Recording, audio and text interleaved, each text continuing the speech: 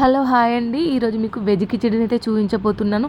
Morning పిల్లల lunch box recipe, లేదంటే ఆఫీస్కి వెళ్ళే వారికి ఊకే రొటీన్గా కర్రీ చేస్తే బోర్ కొడుతుంది కదా. జస్ట్ 15 మినిట్స్లో ప్రెషర్ కుక్కర్లో మనం వెజ్ కిచడీని అయితే ప్రిపేర్ చేసుకోవచ్చు. మన దగ్గర ఏవి అవైలబుల్లో ఉంటాయో వెజిటేబుల్స్ దాంతో ఈజీగా మనం ప్రిపేర్ చేసుకోవచ్చు. నేను ఇక్కడ నాకు అవైలబుల్ ఉన్న వెజిటేబుల్స్ తోటి నేను చూపిస్తున్నాను.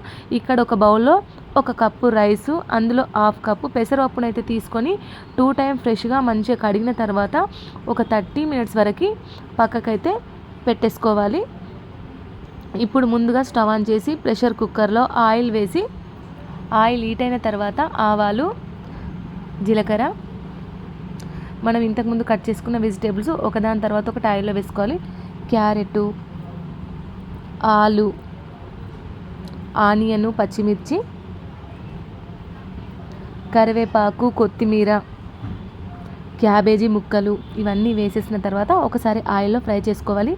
ఏ ఘాటు ఏ మసాలాలు లేకుండా హాయిగా తినొచ్చు. మార్నింగ్ హడావిడిలో కర్రీ చేయడం కూడా టైం ఉండదు కదా. ఇలా ప్రెషర్ కుక్కర్లో అన్ని వెజిటేబుల్స్ వేసి ఇలా వెజ్ కిచడీ చేసుకుంటే చాలా బాగుంటుంది. వేడివేడిగా తింటే త్వరగా అరిగిపోతుంది, అంత చాలా బాగుంటుంది.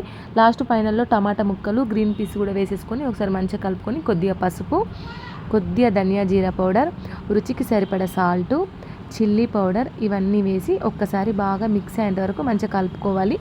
నేను ఇక్కడ 1 కప్పు రైస్కి, అందులో 1/2 కప్పు పెసరపప్పుకి నేను 5 కప్పుల వాటర్ అయితే పోసాను. ఇలా మంచి ఆయిల్లో అన్నీ ఫ్రై అయిపోయిన తర్వాత ఇప్పుడు ఇందులో 5 కప్పుల వాటర్ అయితే పోసుకోవాలి.